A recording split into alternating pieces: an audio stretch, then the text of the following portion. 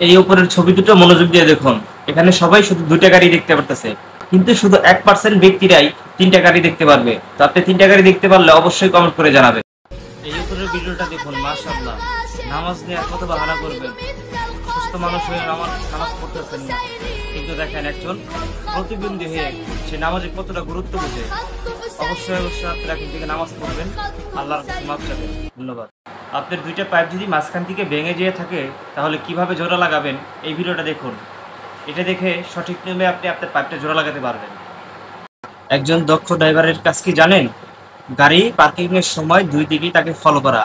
দেখুন এই ড্রাইভারটি বাম দিকে খেয়াল করতে গিয়ে ডান দিকের লুকিং গ্লাসটা ভেঙে ফেলেছে। অবশ্যই তাকে দুই দিকে খেয়াল করা উচিত ছিল। এই মেয়েটা ডান্স করে ভিডিওটা সোশ্যাল মিডিয়াতে আপলোড করার পর লাখ লাখ কোটি কোটি ভিউ হয়েছে এবং শেয়ার করেছে। কিন্তু আজকে দেখতে চাই যে আল্লাহর কোরআন যে কয়জনে ভিডিওটা শেয়ার করে এবং কমেন্ট বক্সে সুবহানাল্লাহটা বলে। একেই বলে ভাই বাঙালি বুদ্ধিতে সেরা।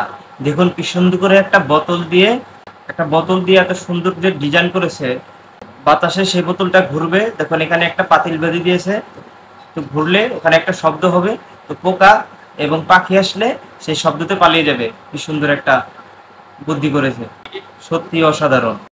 পারলে বলুন তো, এতগুলো সবুজ পাতার মধ্যে একটা ব্যাঙ লুকিয়ে রয়েছে।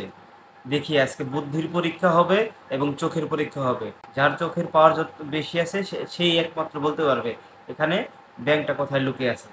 এই ভিডিওটা 101 মিলিয়ন ভিউ হয়েছে। তার কারণ কি জানেন? এই লোকটা ব্যাকগ্রাউন্ডে থাকা মানুষের সঙ্গে তার ছবিটা মেলানোর জন্য দীর্ঘদিন চেষ্টা করেছে, সে আজকে সফল হয়েছে। সিসি ক্যামেরা না থাকলে হয়তো এরকম আল্লাহওয়ালা ব্যক্তি আমরা কখনোই দেখতে পারতাম না।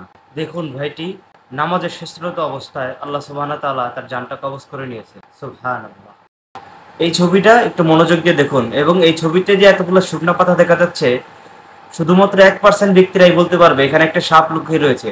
তো যে যে দেখতে পারবেন অবশ্যই কমেন্টে জানাবেন। এই ভিডিওটা দেখার পরে হয়তো আপনার মনে একটা ভয় ঢুকতে পারে, কারণ দীর্ঘ কয়েক মাস শীত থাকার কারণে আমাদের বৈদ্যুতিক যে ফ্যানটা রয়েছে সেটা বন্ধ থাকে।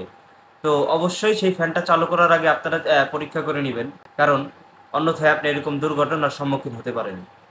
উপরের ভিডিওটা দেখুন, দেখে অবশ্যই মেনশন করে যাবেন আপনার সেই বান্ধবীকে।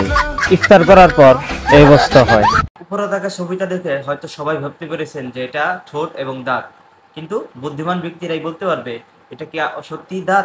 সবসময় ব্যাংক থেকে টাকা নেওয়ার সময় অবশ্যই গুনে বা চেক করে নেবেন, হয়তো বা দেখেন আপনার সাথে ওইরকম হতে পারে।